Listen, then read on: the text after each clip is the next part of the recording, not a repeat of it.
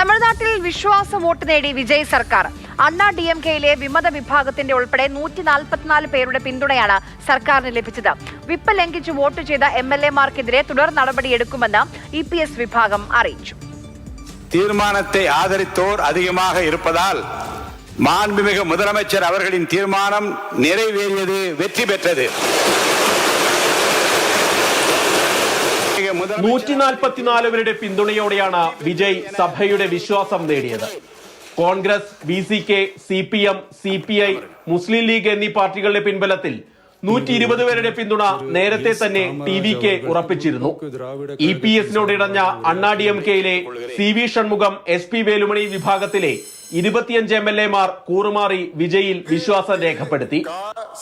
അമ്മാമക്കൾ മുന്നേറ്റ കഴകത്തിൽ നിന്നും പുറത്തായ MLA കാമരാജും സർക്കാരിനെ പിന്തുണച്ചു. 22 പേരാണ് സർക്കാരിനെ എതിർത്ത് വോട്ട് ചെയ്തത്. DMK വോട്ടെടുപ്പ് ബഹിഷ്കരിച്ചു.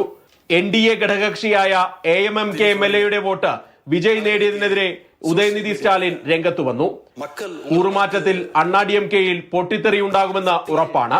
വിഷയത്തിൽ സഭയിൽ വലിയ ബഹളവുമുണ്ടായി.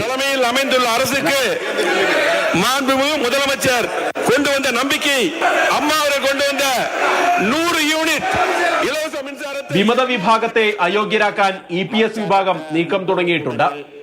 30 പേരുടെ പിന്തുണ അവകാശപ്പെട്ടിരുന്ന വിമതപക്ഷത്തിന് 25 പേരുടെ പിന്തുണയെ നേടാനായുള്ളൂ.